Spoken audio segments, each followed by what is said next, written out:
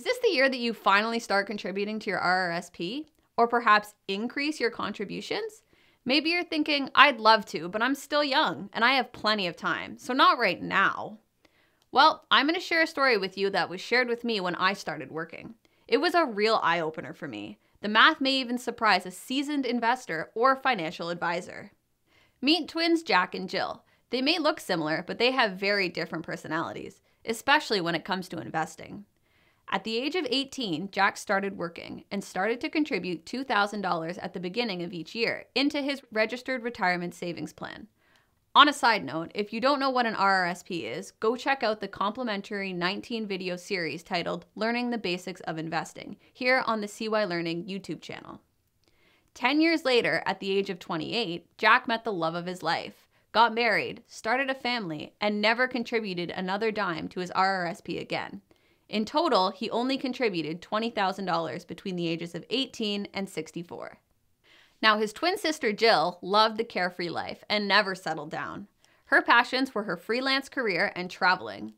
After leaving high school, she worked a little, then traveled a little. Worked again, traveled again. You get the idea.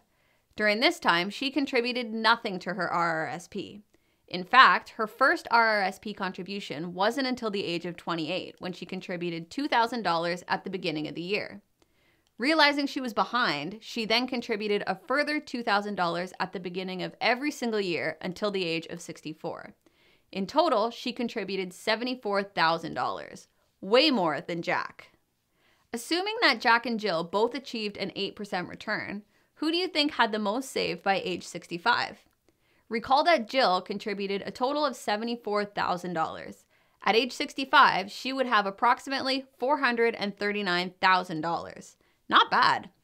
Jack contributed much less, only $20,000. At age 65, he would have approximately $540,000, roughly $100,000 more than Jill. I know, right? If you find these numbers hard to believe, don't just take my word for it. To learn how to do financial math quickly and easily, check out our mini course titled Financial Math Fundamentals, available at www.seewhylearning.com. But to help convince you that my math is correct, here's the secret.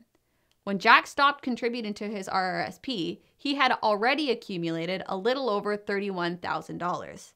Therefore, based on an 8% return, his portfolio grew by more than $2,000 per year.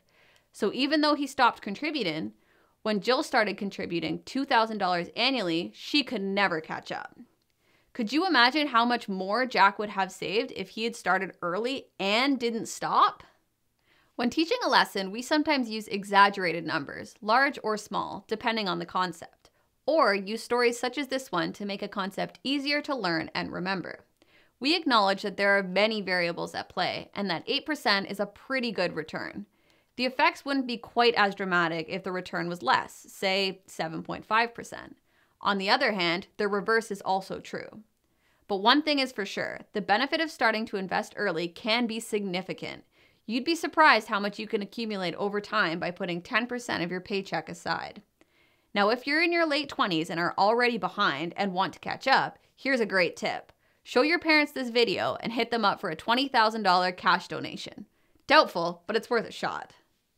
SeeWhy Learning is a training and exam preparation company that supports more than 25 different industry exams. I hope you found this video helpful, but if you're looking for advice tailored to your unique situation, be sure to talk to a qualified financial advisor. And advisors, feel free to share this video.